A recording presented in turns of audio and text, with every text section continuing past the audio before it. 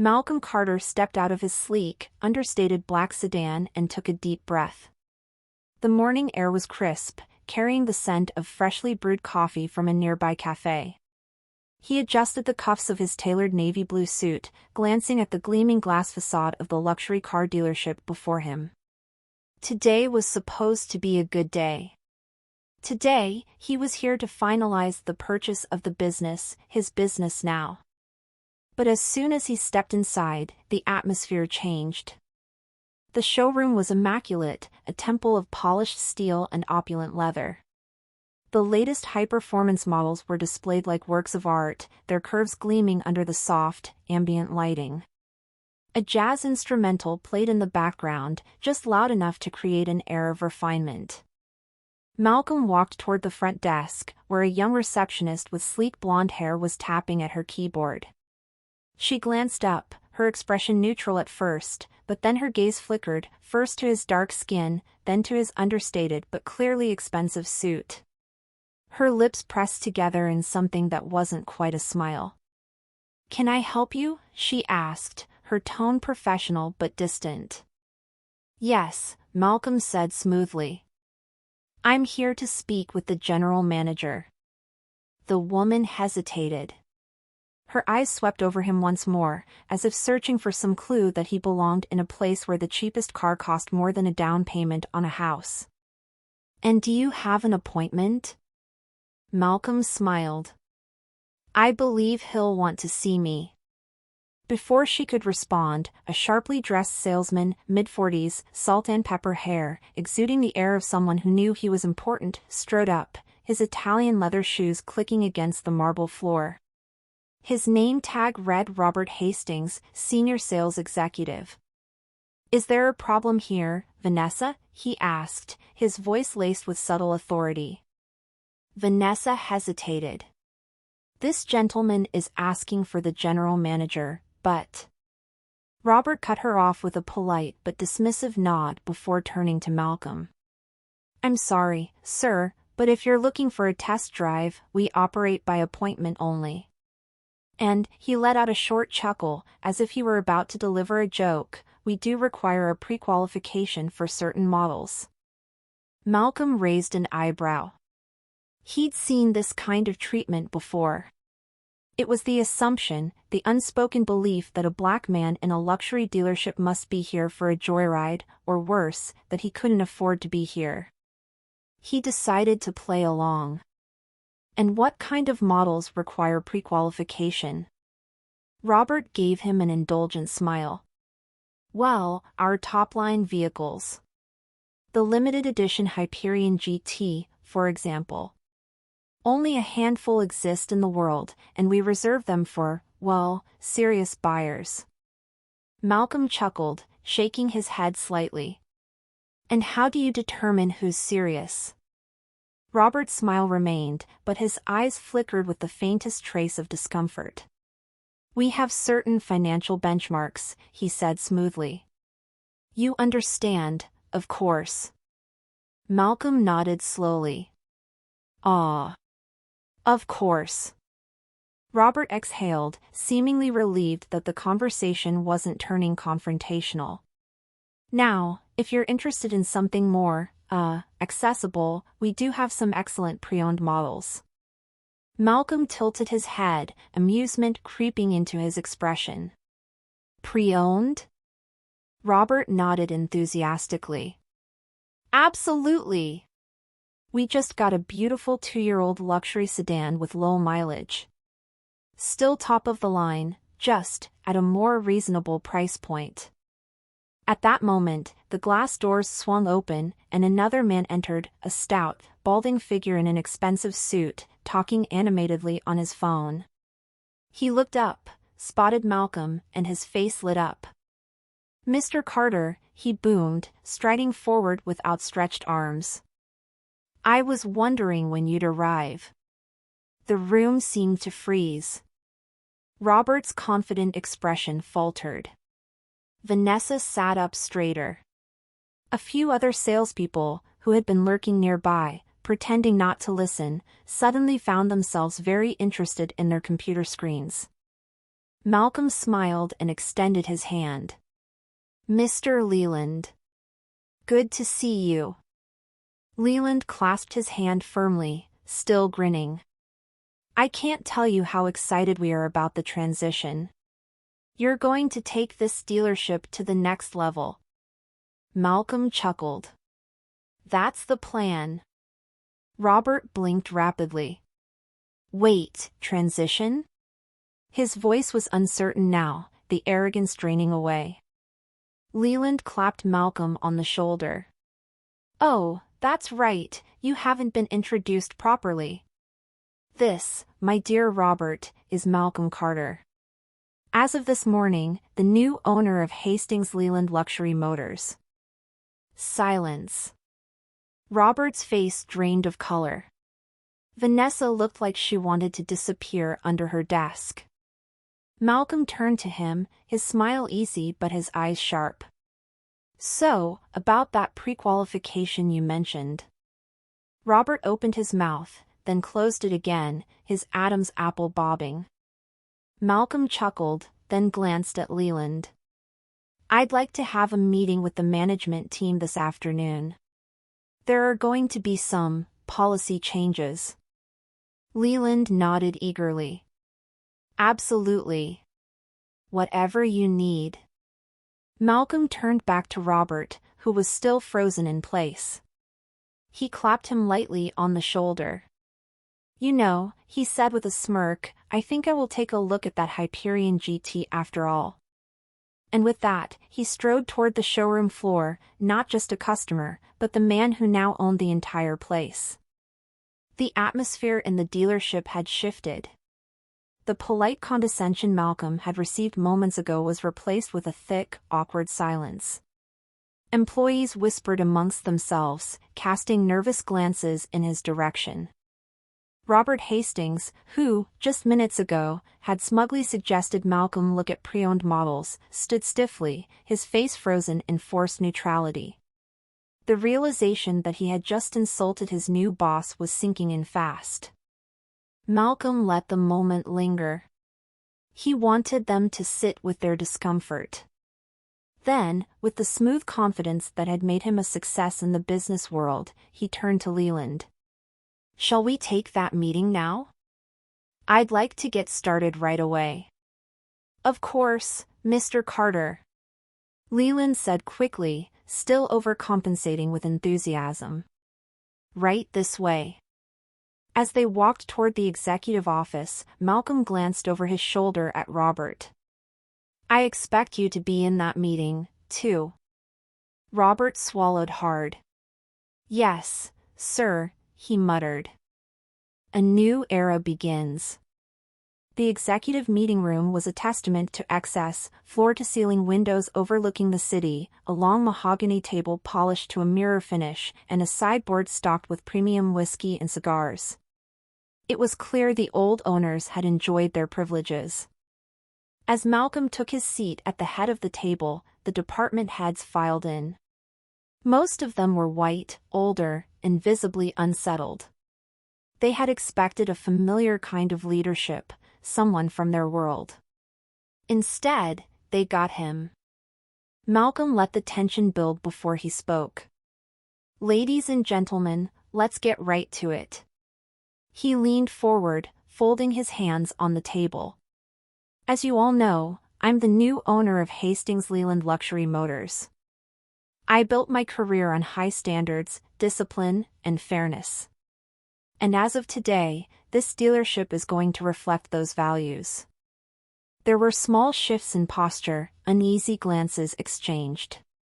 Malcolm smiled inwardly. The first thing I want to address is customer service. I had a, let's call it an eye-opening experience when I walked in this morning. Robert sank lower in his chair. I was ignored, dismissed, and assumed to be someone who didn't belong here, Malcolm continued, scanning the room. Now, if that's how you treat someone who owns this place, I can only imagine how you treat regular customers who don't fit your idea of what a luxury car buyer looks like. The silence was deafening. Malcolm exhaled and sat back. That stops today.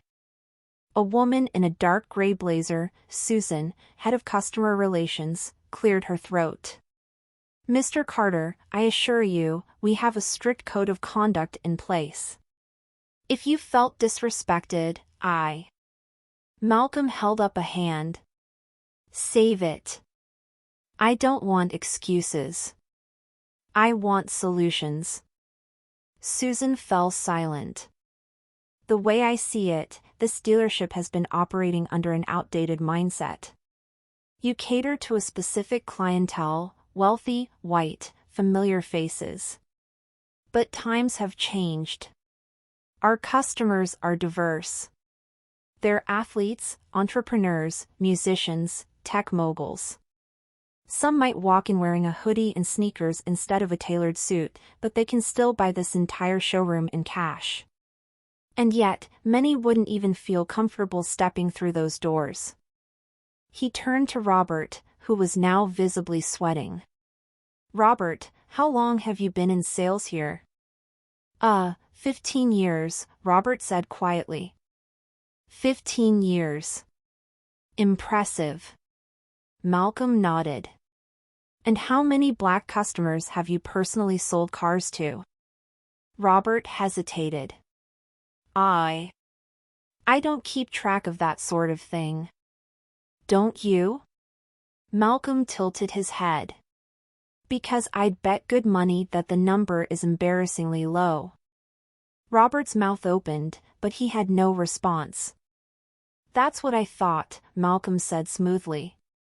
Which brings me to my next point, we are implementing mandatory diversity and inclusion training. Every employee, from management to the service team, will participate. That includes sensitivity training, cultural awareness, and a full review of our sales policies to ensure no customer is ever judged by their appearance again.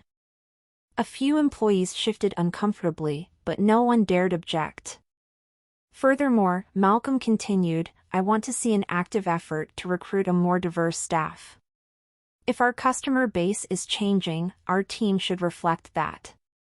Leland nodded quickly. Absolutely, Mr. Carter. We can start that immediately. Good. Malcolm's voice remained calm, but firm. And one more thing. Effective immediately, all commission-based bonuses will be tied not just to sales numbers, but to customer satisfaction ratings. If a single customer walks away from this dealership feeling the way I did this morning, someone's paycheck will reflect that. Now, that got their attention. Malcolm leaned back in his chair, satisfied with the stunned silence. Any questions? No one spoke. Good. Meeting adjourned. A reckoning for Robert. As the executives shuffled out, Malcolm motioned for Robert to stay behind. Robert hesitated, then slowly sat back down. You know, Malcolm said, steepling his fingers, I don't believe in firing people just to make a statement. I believe in second chances. But I need to know, can you change? Robert looked down at the table, his jaw tight. I honestly didn't realize how I was coming across, he admitted. I thought I was just doing my job, protecting the brand's reputation. But I see now that I was making assumptions. Bad ones. Malcolm studied him for a long moment. All right, he said finally. Here's the deal. You stay on, under probation. But I expect to see real effort. I expect you to lead by example. That means treating everyone with the same level of respect, whether they're wearing a three-piece suit or jeans and a hoodie. Robert swallowed hard, then nodded. Understood, sir. Malcolm stood up, adjusting his cufflinks. Good. Then I suggest you get to work. Robert rose quickly, giving a small nod before hurrying out of the room. A legacy in motion. Later that evening, Malcolm stood in the empty showroom, his hands in his pockets, gazing at the sleek Hyperion GT he had been told he wasn't qualified to test drive. With a small smirk, he pulled out his key fob, the one for the dealership itself, and unlocked the car with a soft beep. He slid into the plush leather seat, ran his hands over the steering wheel, and started the engine. The low, powerful hum filled the silent showroom. This was just the beginning. Tomorrow, the real work would begin, the work of transforming this dealership into a place where anyone, regardless of color or clothing, could walk in and be treated with the dignity they deserved. Because that was his legacy now. And no one, would ever mistake him for anything less than the man in charge again. The low, throaty growl of the Hyperion GT echoed through the empty showroom as Malcolm revved the engine, feeling the raw power beneath his fingertips. This car, one of the rarest in the world, was a symbol of everything the old dealership culture had tried to deny him. But not anymore. He let the engine purr for a few more seconds before shutting it off and stepping out, smoothing his suit as he did. The glass walls of the showroom reflected his image back at him, strong, composed, in control. This was his domain now. As he walked toward his new office, his phone buzzed in his pocket. He pulled it out and smiled when he saw the caller ID. "Mom." He answered. "Hey, Ma." "Hey, baby," his mother's warm voice filled his ear. "How did it go? Did they treat you right?" Malcolm chuckled, rubbing his temple. "Let's just say, not at first. But they will now." His mother sighed knowingly. People never expect to see a black man owning something like that, do they? No, they don't. He leaned against the doorway of his office, looking over the showroom. But they're about to learn. Unfinished business. The next morning, Malcolm arrived early, dressed in a sharp charcoal suit with a deep blue pocket square. If he was going to command respect, he would do it on his terms. As he walked through the dealership, employees nodded nervously, some still adjusting to the power shift. Malcolm noticed a few whispers, people warning each other not to step out of line. Good. That meant they were listening. Then he spotted Robert Hastings in the sales lounge, standing near a group of junior salesmen. Robert looked different today, stiff, uncertain. Gone was the smug confidence of yesterday. He glanced up and met Malcolm's gaze. For a split second, Malcolm saw something unexpected in his expression, humility. "Good morning, Robert," Malcolm greeted. "Good morning, Mr. Carter," Robert responded, more respectful than before. Malcolm nodded, then turned to the group of young sales associates. "Morning, gentlemen. I hope you're all ready for a new era here." They murmured affirmations, though a few still seemed uneasy. "Good," Malcolm continued. "Because today, we're doing something a little different." The sales team exchanged puzzled looks.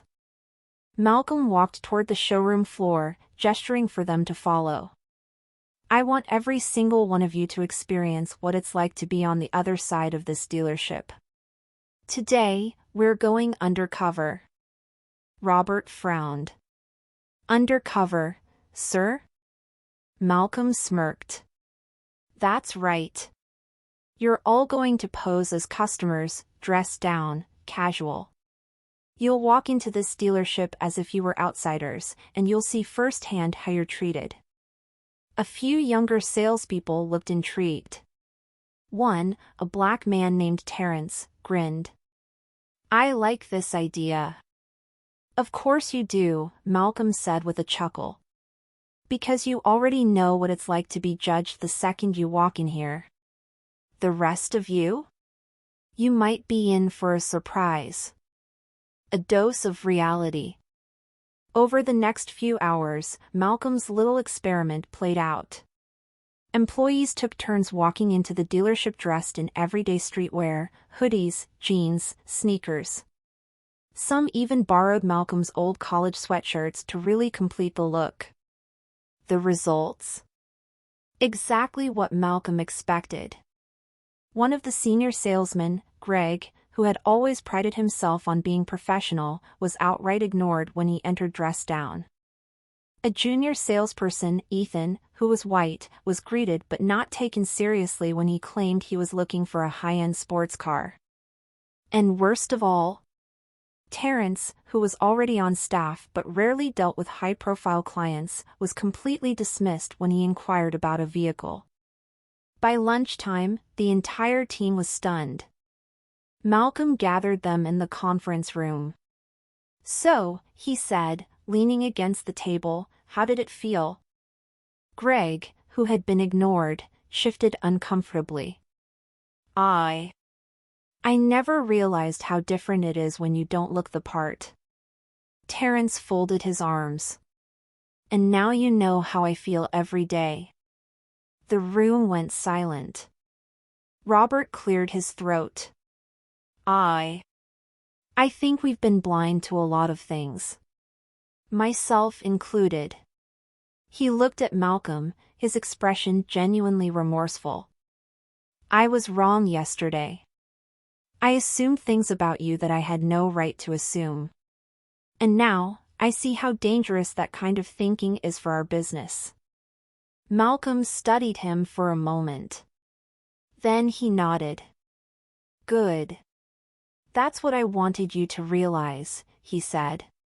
"This isn't just about me. It's about every single person who walks through those doors expecting to be treated with dignity. And starting today, they will be." The team murmured in agreement. A change in culture. Over the next few weeks, the dealership transformed. The customer service approach was completely revamped, mystery shoppers were brought in to ensure fair treatment, sales associates were trained to recognize their biases, and, most importantly, the culture of the dealership shifted from exclusivity to inclusivity. A diverse hiring initiative was launched, bringing in talented professionals from all backgrounds. And for the first time, the dealership actively participated in community outreach programs, sponsoring events in neighborhoods that had never been targeted before. And the results? Sales skyrocketed. New customers, who had previously felt unwelcome, flooded in. Word spread that Hastings Leland Luxury Motors wasn't just another snobbish dealership catering to the elite, it was a place where anyone with the means to buy a luxury car was treated like royalty. One afternoon, as Malcolm reviewed the latest sales reports, Robert knocked on his office door. "Got a minute?" Malcolm gestured for him to sit. "What's up?" Robert hesitated, then extended a small, wrapped box. "I wanted to give you something. As an apology. And a thank you." Malcolm raised an eyebrow, unwrapping the box. Inside was a miniature model of the Hyperion GT, the same car Robert had once told him he wasn't qualified to test drive. Malcolm chuckled. "I see what you did there." Robert sighed. "Look, I can't change who I was yesterday, but I can change who I am today. And thanks to you, I'm learning." Malcolm nodded, setting the model car on his desk. "That's all I ask." The final lesson. A few months later, a young black man in his mid-20s walked into the dealership, wearing a simple hoodie and sneakers. He glanced around at the cars, eyes wide with admiration. Robert, now reformed, approached him with a warm, professional smile. "Welcome to Hastings Leland Luxury Motors. Can I help you find something today?" The young man hesitated. I was just looking. I don't know if I can afford anything here." Robert smiled. "Well, let's talk. You might be surprised at what's possible." From his office, Malcolm watched the exchange and smiled. The lesson had been learned. And the industry, at least in his corner of it, would never be the same again. Months passed, and Hastings Leland Luxury Motors became a different place. The dealership, once an exclusive fortress catering to an elite, mostly white clientele, was now buzzing with diversity, energy, and opportunity. The change wasn't just in the policies, it was in the people. Customers from all walks of life now felt welcome. Employees who once saw their jobs as gatekeeping luxury now saw themselves as ambassadors of excellence. And yet, despite the success, Malcolm knew one thing to be true: change is always met with resistance. The old guard fights back. One crisp morning, as Malcolm reviewed the latest sales reports in his office, his assistant, Jasmine, knocked hesitantly. "Mr. Carter, there's something you need to see." She handed him a printout of an anonymous online forum, one used by high-end car salesmen across the country. The topic? The downfall of luxury sales, how one dealership is ruining the industry. Malcolm's jaw tightened as he scanned the messages. "Backhand index pointing right, this guy Carter is turning our business into a damn flea market." Backhand index pointing right, a luxury dealership should feel exclusive, not like a place where just anyone can walk in. Backhand index pointing right, it's only a matter of time before the real buyers take their money elsewhere. And the worst one. Backhand index pointing right, you can take the dealership out of the hood, but you can't take the hood out of the dealership. Malcolm's grip tightened on the paper. He knew who was behind this. Robert had mentioned, weeks ago, that some of the older salesmen weren't happy with the changes. They resented the new policies, the focus on inclusivity, the push to recruit a more diverse team. And now, it seemed, they weren't just complaining in hushed conversations, they were actively working against him. Jasmine studied his expression. "What do you want to do?" Malcolm exhaled, set the paper down, and straightened his suit. "Call a meeting," he said. "We're going to deal with this. Right now." The confrontation. 30 minutes later, the entire senior sales team was gathered in the conference room. Malcolm stood at the front, arms crossed, the printouts of the forum posts laid out on the table for everyone to see. "I assume some of you have seen these already," he began, his voice calm but firm. "Or, perhaps, written them." The room was silent. Malcolm let the moment stretch. Then, slowly, he walked around the table, meeting each person's gaze. "I don't tolerate cowardice. If anyone here has something to say about the way I run this dealership, say it now." No one spoke.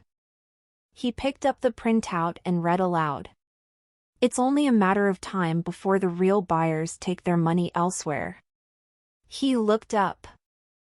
"Who wrote this?" Still, silence. Malcolm smirked.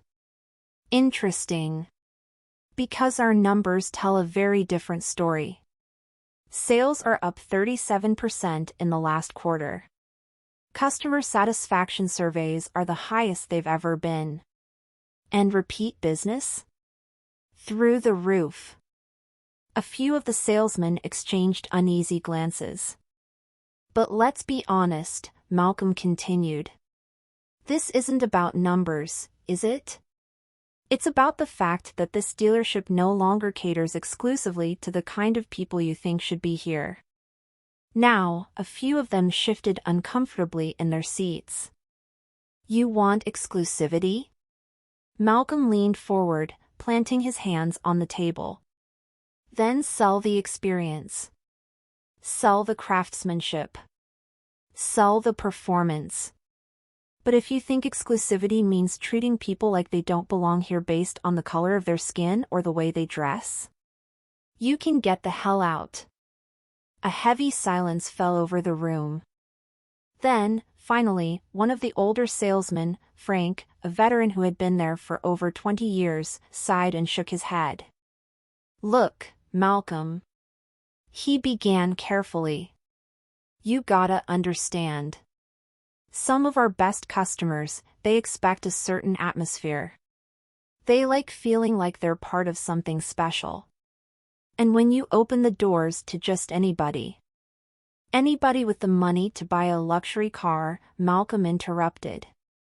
Frank exhaled through his nose. You're changing the culture, man. And some of us aren't sure we like where it's going. Malcolm studied him. Then maybe this isn't the place for you anymore. Frank's expression darkened.